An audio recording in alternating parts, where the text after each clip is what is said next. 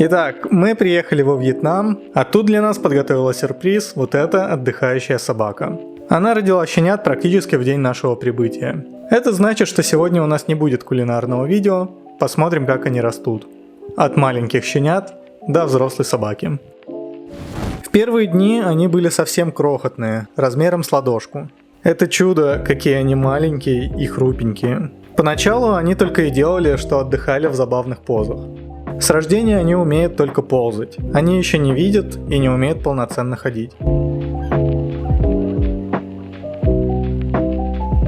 У большой собаки это первые щенята. И поначалу она была в шоке. Не понимала, что произошло и что нужно с ними делать. Мы, насколько могли, тонко ей намекнули, положив ее возле щенят. С этого момента она поняла, что их нужно регулярно кормить. Посмотрите, какие активные сосуны. Щенята здоровые и с хорошим аппетитом. А после еды они много отдыхают. Большую собаку, кстати, зовут Мык. Как правило, во Вьетнаме у собак два имени – Мык и Ки. Выбор не зависит от пола. В любых правилах есть исключения, но чаще всего вам хватит 2 попыток, чтобы угадать имя незнакомой собаки. У щенков пока нет имени. Еще они умеют подтягиваться и перекатываться.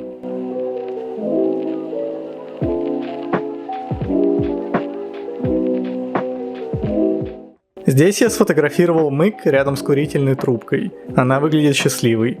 Но в какой-то момент что-то произошло. Она стала плохо себя чувствовать.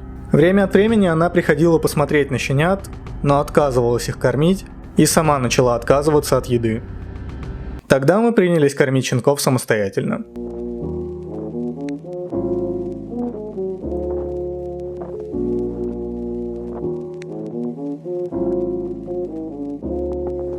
Мык тем временем себя чувствовала все хуже. В какой-то момент она даже выкопала себе яму. Мы старались подбадривать ее психологически, поглаживали по голове и физически, вводили прописанные дозировки антибиотиков в загривок. В это же время мы продолжали заботиться об этих маленьких колбасках, не забывали их подкармливать и гладить, пока Мык была не в состоянии.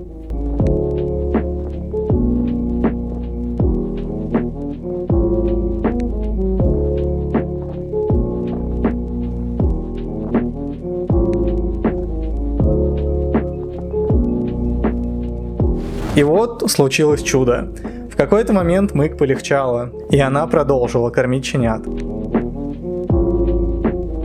Сами щенята росли как на дрожжах, и на 15-й день уже были заметно больше, чем в первый. К этому времени они уже научились самостоятельно стоять на лапах, а глазки начали прорезаться. На 20-й день глазки уже окончательно открылись, и щенята реагировали на движение. А еще они начали бегать.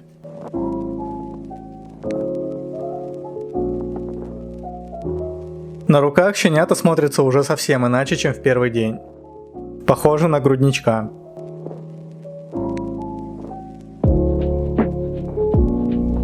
Когда Мык поправилась окончательно, она как будто благодарила меня за помощь. Либо просто к этому времени ко мне привыкла. Она начала открыто радоваться встречам, сначала скромнее, а потом совсем перестала сдерживаться.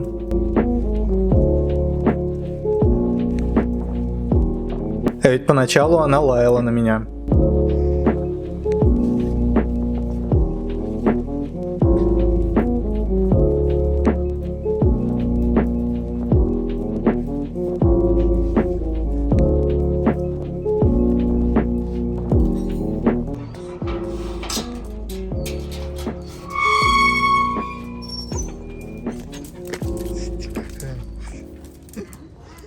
Щенки тем временем все так же много кушали и развивались.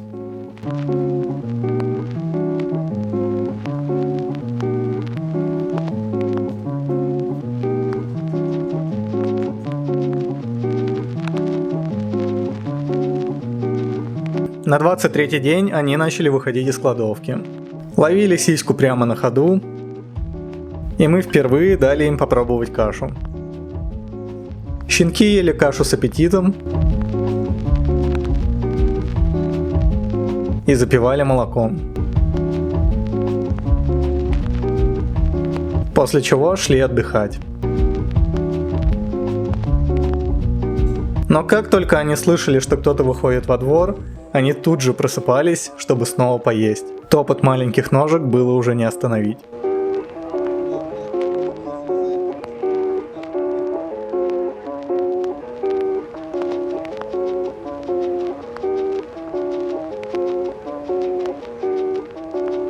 С тех пор, как щенята вышли на улицу, у них начались территориальные споры с кошкой. Но выглядело это так, что щенята хотят познакомиться, а кошки просто злые.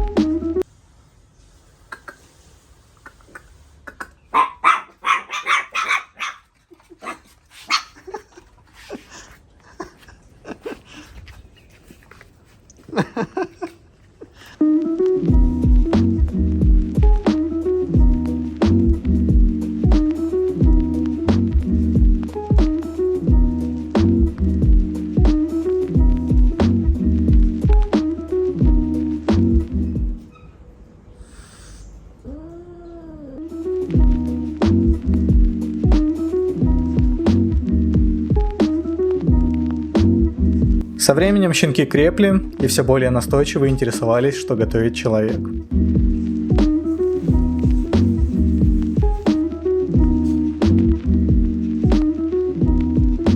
А Мик начала от них убегать, потому что у щенят уже острые зубки, а молока становится все меньше.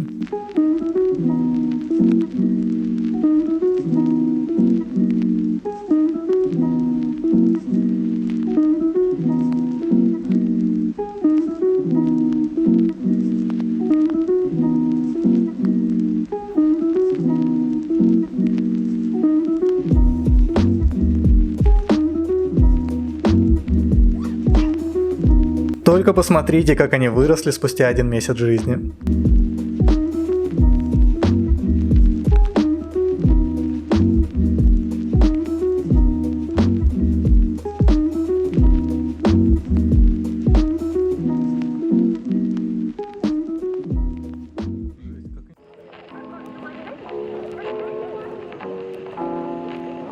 У нас была тактика гладить Мик, чтобы она подольше кормила щенят.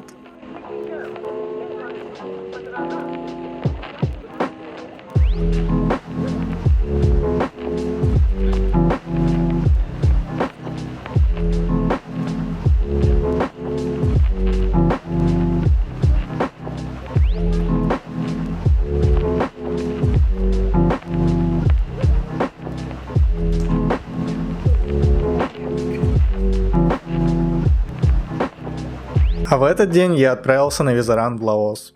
Мик меня провожала и очень грустила. Дорога в Лаос была живописная.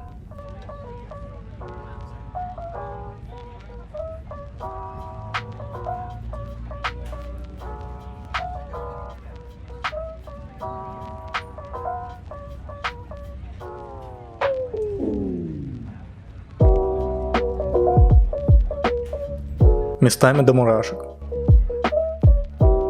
На каждой остановке я встречал местных собак. Судя по их комплекции, местные их очень любят и далеко не всегда их едят, иначе не было бы их так много.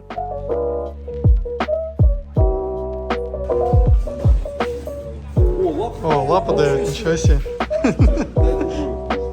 Он левша.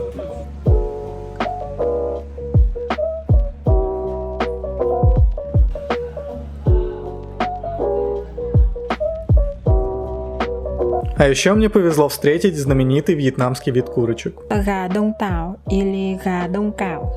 Очень эффектные.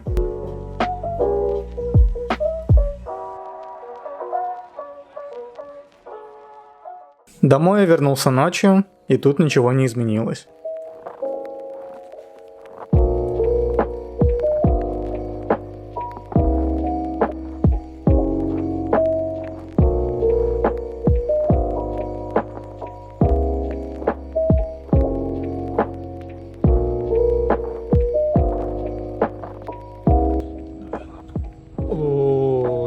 себе.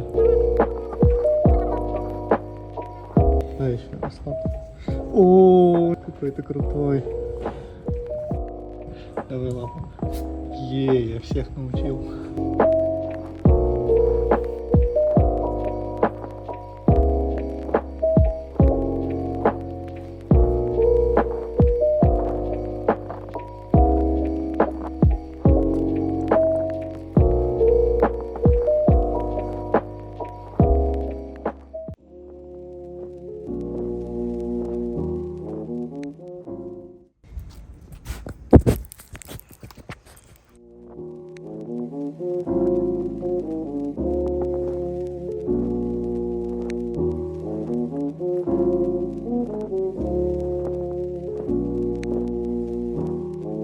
Любопытство щенят к котятам не ослабевало со временем.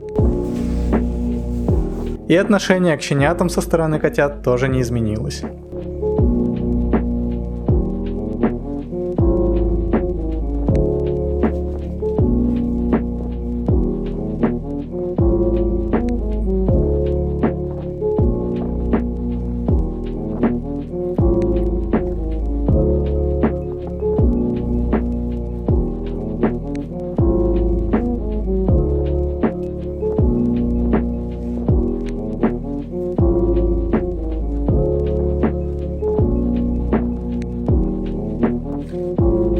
На 39-й день жизни у щенят как будто оформилась мордочка. Они уже выглядят как щенки-подростки.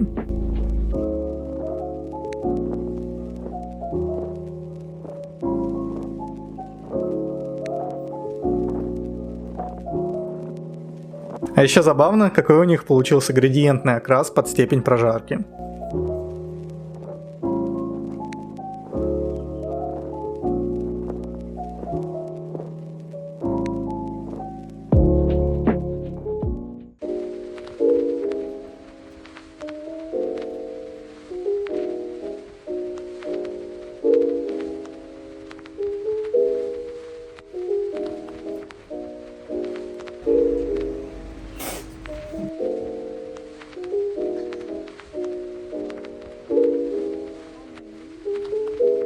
Только посмотрите, какие они стали огромные на 41-й день. Примерно с этого времени у них начал проявляться индивидуальный характер. Эту рыженькую я назвал попрыгушка, потому что она любит прыгать. А беленькая приглянулась моей жене за спокойный характер. Она дает брать себя на руки и спокойно лежит. Черненький самый задиристый и требует внимания настойчивее остальных. Для себя я назвал его Черныш. А рыжевато-черненького мы называли Медведь, потому что он широкий, косолапый и похож на медведя. А еще он больше других любит игрушки и всегда их у всех забирает.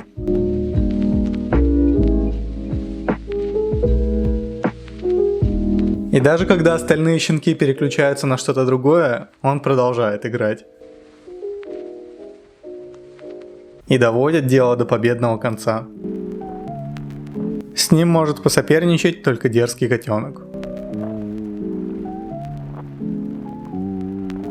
В этом возрасте щенята очень игривые, кусачие, и важно вовремя отбирать у них всякие пакеты, косточки, иначе они могут подавиться.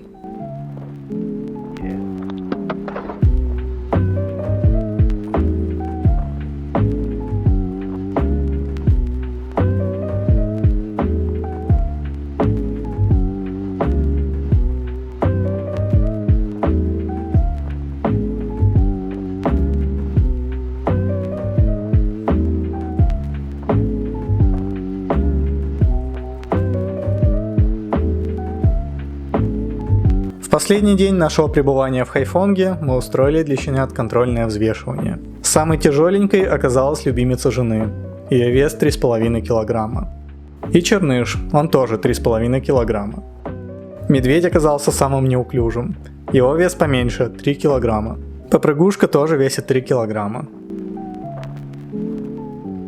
После этого мы уехали, но родители продолжили присылать нам видео. Так что мы можем понаблюдать дальнейший рост. Chiến đấu mạnh, lúc nãy mới chiến đấu mạnh. sang được. Đấy. На 70-й день родители передали 3 щенят новым хозяевам, чтобы сохранить свой огород. Иначе они вчетвером бы все там перекопали. Оставили любимицу жены, светленькую. Говорят, она даже не поняла, что других больше нет рядом. Ей даже как будто так больше нравилось. Chào chị Hà đi nào.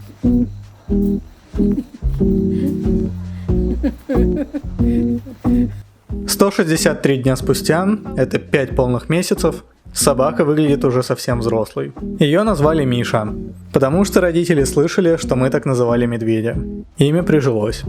Перейдем к выводам. Во Вьетнаме любят собак и едят их со временем все меньше. Конечно, еще можно столкнуться с похищением собак, нужно быть настороже, но, по крайней мере на нашем примере, собака полноценный член семьи. Да и судя по собакам, которых я встречал вне дома, люди к ним добры.